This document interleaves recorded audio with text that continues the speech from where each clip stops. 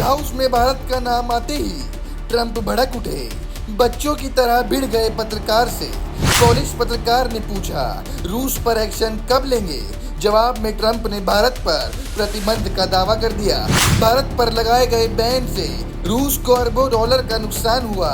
Trump का अजीबोगरीब तर्क। सवाल पूछने पर पत्रकार को दी धमकी, कोई दूसरी नौकरी ढूंढ लो। सच्चाई ये है कि ट्रंप के कदमों से न भारत पर असर पड़ा न रूस पर, उल्टा दोनों देशों ने तेल व्यापार और बढ़ा दिया। अमेरिकी राजनीति में डोनाल्ड ट्रंप का नाम आते ही सबसे पहले दिमाग में उनकी बयानबाजी और गुस्सैल रवैया याद आता है।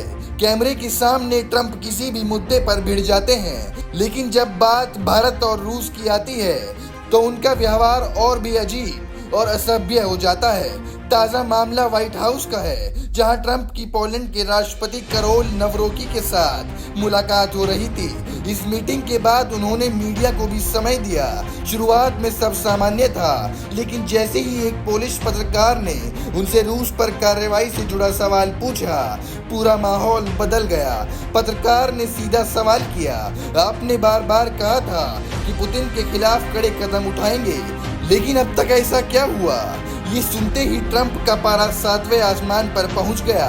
उन्होंने उस पत्रकार को डांटना शुरू कर दिया और जवाब में जो बातें कही वो किसी बच्चे जैसी जिद से कम नहीं थी। ट्रंप बोले, आपको कैसे पता कि मैंने रूस के खिलाफ कोई कदम नहीं उठाया? मैंने तो भारत पर प्रतिबंध भी लगा दिया। क्या ये रूस पर एक्शन नहीं है?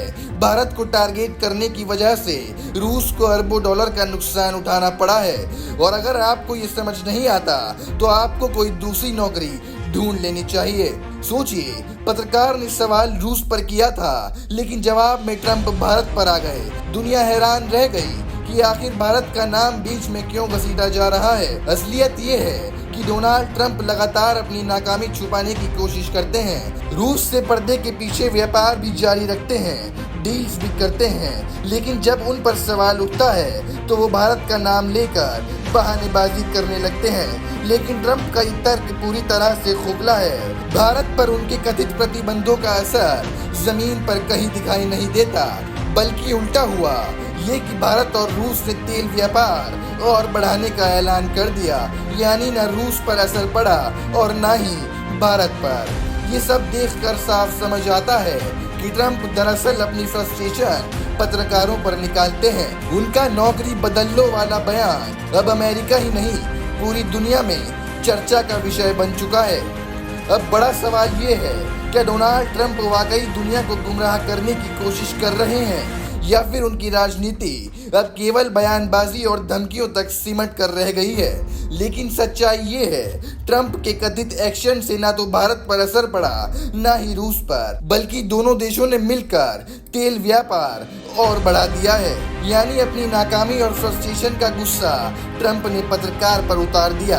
अब सुनिए ट्रंप की धमकी वाले शब्द जो पूरी दुनिया में चर्चा का कारण बन चुके हैं। You've expressed many times your frustration and disappointment with Putin, but there's no action since you took your office.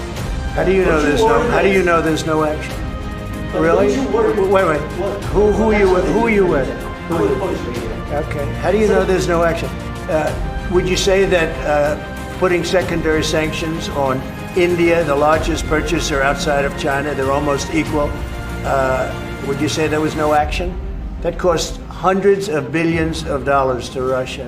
You call that no action? And I haven't done phase 2 yet or phase 3.